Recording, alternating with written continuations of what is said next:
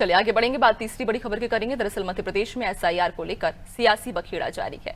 प्रक्रिया पर सवाल खड़े करते हुए पीसीसी चीफ जीतू पटवारी के नेतृत्व में कांग्रेस नेता निर्वाचन आयोग पहुंचे, जहां पटवारी ने मुख्य निर्वाचन पदाधिकारी से मुलाकात कर ज्ञापन सौंपा। जीतू पटवारी ने सवाल उठाया कि 3 दिन में नाम 4 लाख से बढ़कर 11 लाख कैसे हो गए। उन्होंने कहा कि आंकड़े सामान्य प्रक्रिया पर सवाल खड़े करते हैं और इसकी जांच की जानी चाहिए। पटवारी ने आरोप लगाया कि फॉर्म 7 का दुरुपयोग किया जा रहा है और इसके जरिए वोटर लिस्ट में गड़बड़ी भी की जा रही है। उनका ये कहना है कि फॉर्म 7 के तहत 50-50 वोटों की रक्षा के लिए बीजेपी मंत्रियों की ड्यूटी लगाई गई, जबकि शुद्धिकरण प्रक्रिया में इसकी आवश्यकता पर सवाल है।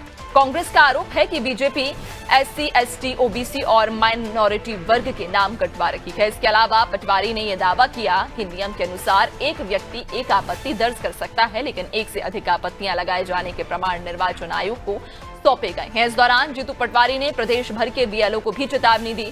उन्होंने कहा कि किसी भी बूथ पर अनियमितता मिलने पर एफआईआर दर्ज कराई जाएगी। 11 लाख नाम 3 दिन में बढ़ना, 4 लाख से सीधे 11 लाख हो जाना फॉर्म 7 के अंतर्गत इस बात के लिए साजिश के ओर मैसेज देती है जो भारतीय जनता पार्टी ने किया है। भारतीय जनता पार्टी का अखबारों में आ रहा था कि फॉर्म 7 के अंतर्गत मंत्रियों की ड्यूटी लगाई गई है कि 50-50 वोट की रक्षा करो। फिर एसआईआर, चूंकि बीजेपी का राज है, एसआईआर यानी निर्वाचन नामावली को शुद्धिकरण है, तो फिर बीजेपी की सरकार ने मंत्रियों की ड्यूटी क्यों लगाई। राजस्थान और कई राज्यों में इस तरीके के घटनाक्रम सामने आए हैं कि Bharatiya Janata party ST, SC, OBC, minority के नाम कटवा रही है, जो कांग्रेस के परिवार है उनके नाम कटवा रही है और फॉर्म 7 का दुरुपयोग कर रही है। फॉर्म 7 के अंतर्गत एक व्यक्ति एक आपत्ति ले सकता है, पर बीजेपी के कार्यकर्ता एक ने 25-25 आपत्तियां ली। इसके प्रमाण हमने निर्वाचन आयोग को दिए हैं। मैं सारे निर्वाचन में काम करने वाले कर्मचारियों को निवेदन करना चाहता हूं, अगर एक बूथ पे भी अनियमितता मिली, आपने भारतीय जनता पार्टी का साथ दिया, भारत के नागरिक का होने के बाद नाम काटा या अवैध नाम जोड़ा, तो हम आपके खिलाफ पुलिस में एफआईआर कराएंगे।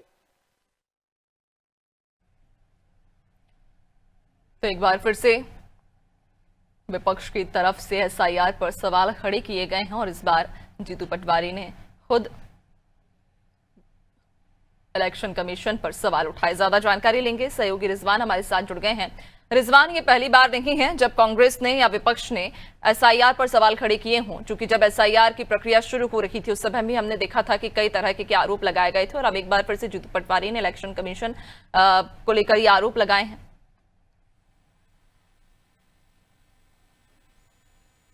रिजवान, आपकी आवाज स्पष्ट नहीं हो पा रही है।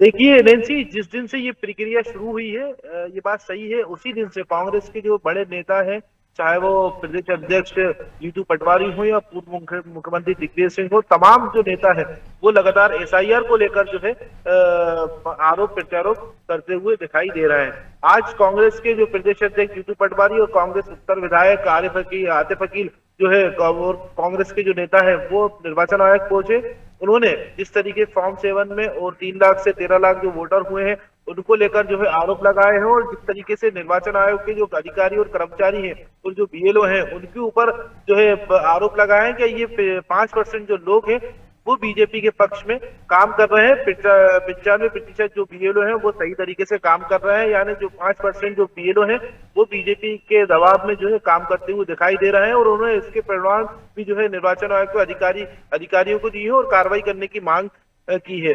साफ तौर से उनका कहना है जिस तरीके से दूसरी प्रक्रिया जो एसआईआर की हो रही है उसमें कहीं ना कहीं गड़बड़ी है और उसको सबसे ज्यादा देखा जाए ताकि इस तरह के मामले दोबारा ना हो और सही तरीके से ये प्रक्रिया चलती रहे। बिल्कुल वाकई, और आपको जीतू पटवारी चूंकि इलेक्शन कमीशन पहुंचे और यहाँ पहुंचने के बाद उन्होंने जिस तरह से बयान दिया है, साफ तौर पर वे आरोप लगाते हुए नजर आ रहे हैं। बहुत शुक्रिया आपका जानकारी साझा करने के लिए।